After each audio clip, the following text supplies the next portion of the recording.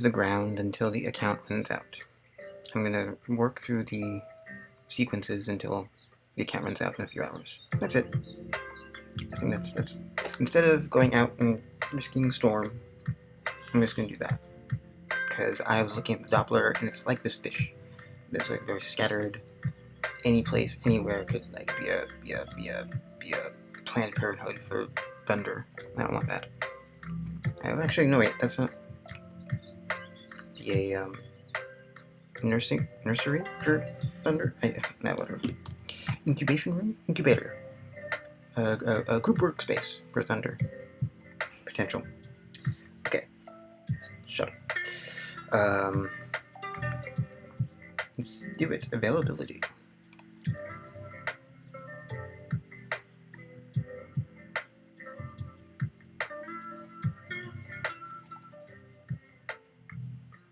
Availability.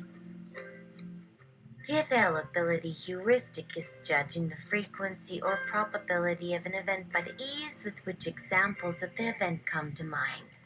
A famous 1978 study by Lichtenstein, Slovik, Bischoff, Lehman, and Combs judged frequency of lethal events, studied errors in quantifying the severity of risks, or judging which of two dangers occurred more frequently. One subject thought that accidents caused about as many deaths as disease, thought that homicide was a more frequent cause of death than suicide. Actually, diseases cause about 16 times as many deaths as accidents, and suicide is twice as frequent as homicide. An obvious hypothesis to account for these skewed beliefs is that murders are more likely to be talked about than suicides. Thus, someone is more likely to recall hearing about a murder than hearing about a suicide. Accidents are more dramatic than diseases. Perhaps this makes people more likely to remember, or more likely to recall, an accident. In 1979, a follow-up study by Combs and Slovik showed that the skewed probability judgments correlated strongly 0, 85 and 0. 89 was skewed reporting frequencies in two newspapers.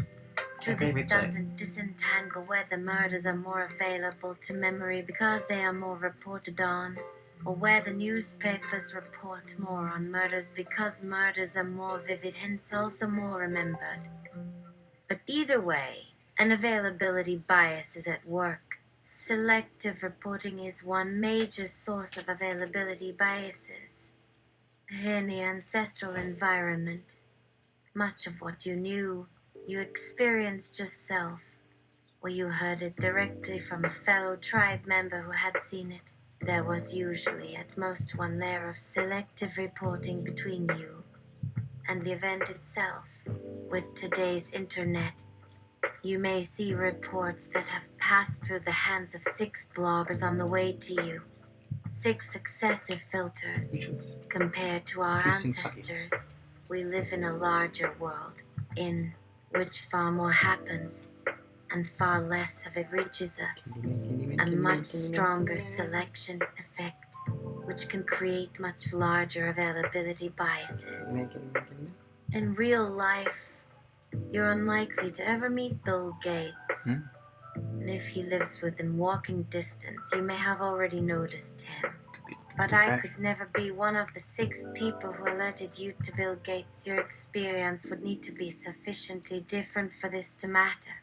Of the 6 bloggers who alerted you to Bill Gates, one of them is very rich and famous, but she probably lived in New Zealand until this week. One was born blind, but after 25 years got very rich and famous.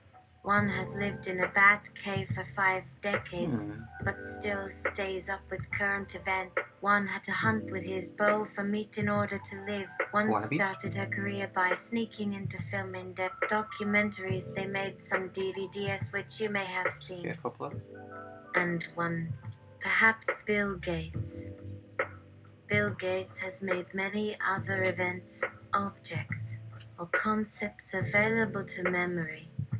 Yet no single event in the recent past has been selected above all others for the amount of personal impact so far. An available alternative explanation of why selective reporting might play an important role is the analogous bias, because people have an easy time thinking about events that have already occurred, whereas rare events are easily forgotten. The problem is, there is no reliable way of telling what proportion of reported news is genuine. Historically, accuracy in newspapers has been 80%. That means the typical newspaper article about some event is true 8 times out of 10. Unfortunately, this leaves us with about 20% of news articles that are entirely inaccurate. Can I see your math? I see your math.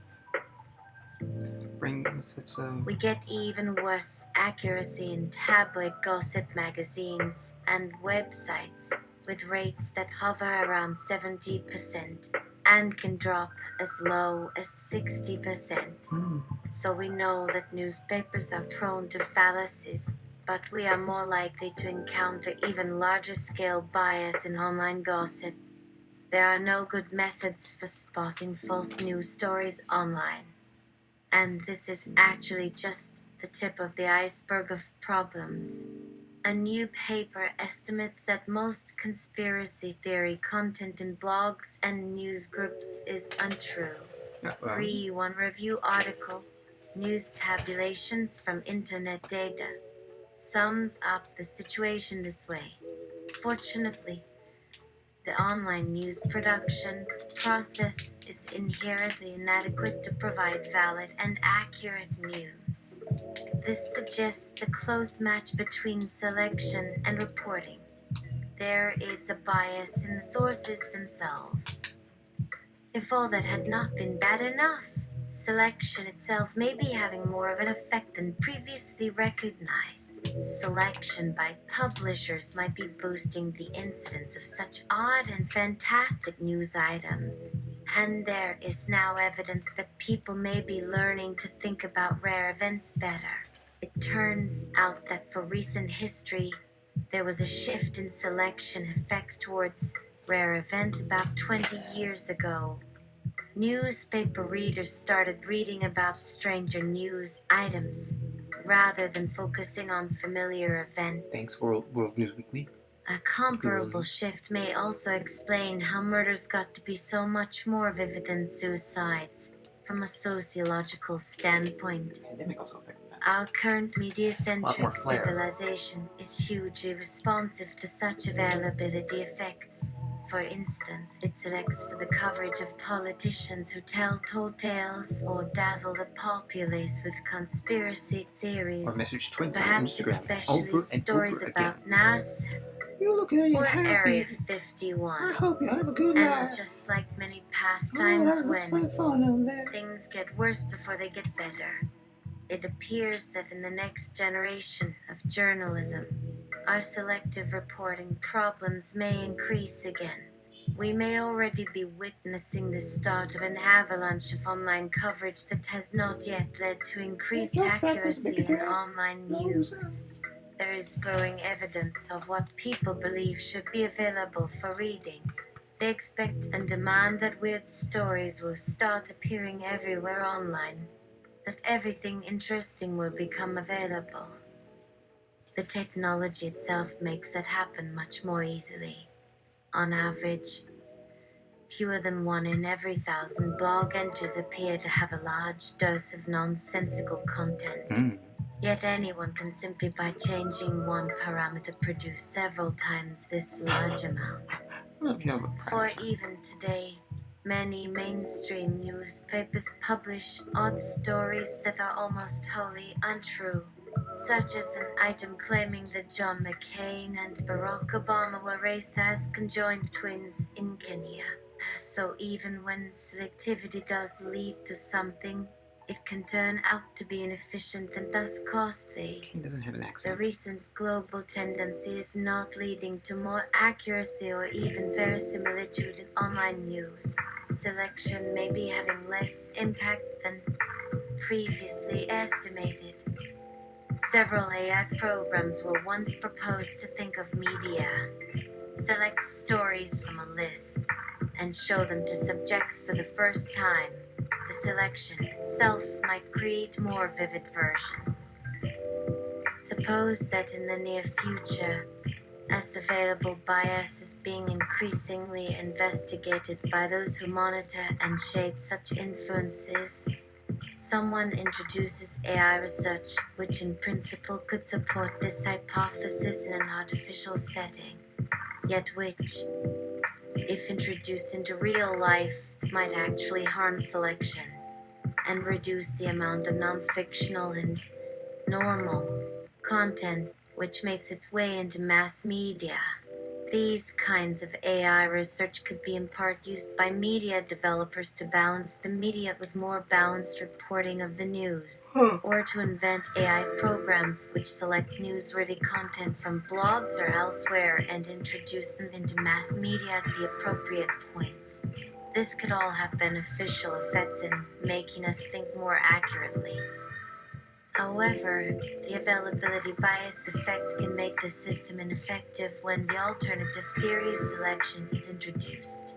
If new data suggests that selectiveness is overrated and that verisimilitude is in fact necessary for long-term accuracy, then the system may be improved by making available less extreme hypotheses and incorporating them into its rules and algorithms, thereby moderating availability. I keep forgetting to send it over for further deposition. Selection. Rather than including a set of alternative AI research models which aim at more extreme availability selection. Cognitive biases are subconscious shortcuts people take to facilitate thinking, instead of following the rules that are perfectly intended to support rationality. Many are instinctual responses to circumstances that human beings evolved to help them solve specific problems in order to stay alive in the environment that they evolved to face. There are systematic patterns to cognitive biases, which are overrides to how we normally operate mentally, which often cause us to make errors in reasoning when we make them, which can in turn lead us to make decisions that we might not necessarily want to make, but for the sake of accuracy we do. This can happen not only in situations that may involve real danger, but in all manner of personal matters. I'm going to stop for a minute and put the next one on, because I'm making these discrete episodes for modularity, shifting, and all that. I'll be back in a minute. Stay tuned.